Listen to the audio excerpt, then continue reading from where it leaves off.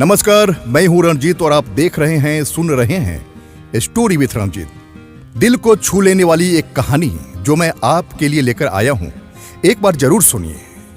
कहानी का नाम है इंसानियत अभी तक जिंदा है। एक सज्जन रेलवे स्टेशन पर बैठे गाड़ी की प्रतीक्षा कर रहे थे। तभी जूते पॉलिश करने वाला एक लड़का आकर बोला, साहब बूट पॉलिश कर दूं? उसकी दयनीय सूरत को देखकर उन्होंने अपने जूते आगे बढ़ा दिए। बोले, लो, पर ठीक से चमकाना। लड़के ने तो काम शुरू किया, परंतु अन्य पॉलिश वालों की तरह उसमें स्फूर्ति नहीं थी। वे बोले, कैसे ढीले ढीले काम करते हो, जल्दी जल्दी हाथ चलाओ। वह लड़का मौन रहा। इतने में दूसरा लड़का आया। उसने इस लड़के को तुरंत अलग कर दिया और स्वयं फटाफट काम करने में जुट गया। पहले वाला गूंगे की तरह एक ओर खड़ा रहा। दूसरे ने जूते चमका दिए। पैसे किसे देने हैं, इस पर विचार करते हुए उन्होंने जेब में हाथ डाला। उन्हें लगा कि अब इन दोनों में पैसों के लिए झगड़ा या मारपीट होगी। फिर उन्होंने सोचा, जिसने काम किया उसी को ही दाम मिलना चाहिए। इसलिए उन्होंने बाद में आने वाले लड़के को पैसा दे दिया। उसने पैसे तो ले लिए, परंतु पहले वाले लड़के की हथेली पर रख दिया। प्रेम से उसकी पीठ थपथपाई और चल दिया। वह आदमी विस्मित नेत्रों से देखता रहा। उसने लड़के को तुरंत वापस बुलाया और पूछा, यह क्या चक्कर है? लड़का बोला, साहब, यह 3 महीने पहले चलती ट्रेन से गिर गया था।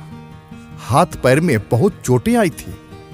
ईश्वर की कृपा से बेचारा बच गया, नहीं तो इसकी वृद्धा मां और बहनों का क्या होता। बहुत स्वाभिमानी है, भीख नहीं मांग सकता।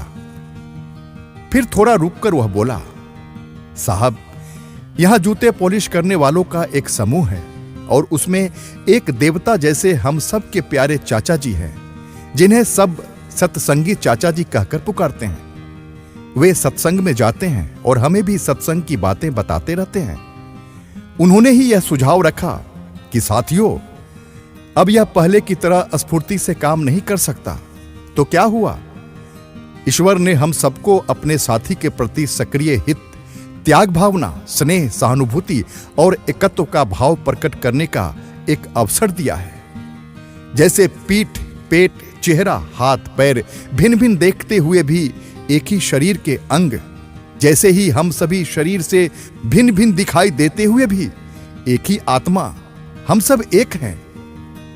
स्टेशन पर रहने वाले हम सब साथियों ने मिलकर तय किया कि हम अपनी एक जोड़ी जूते पॉलिश करने की आय प्रतिदिन इसे दिया करेंगे और जरूरत पड़ने पर इसके काम में सहायता भी करेंगे। जूते पॉलिश करने वालों के दल में आपसी प्रेम, सहयोग, एकता और मानवता की ऐसी ऊंचाई देखकर वे सज्जन चकित रह गए और खुशी से उसकी पीठ थपथपाई और सोचने लगे, शायद इंसानियत अभी तक जिंदा है।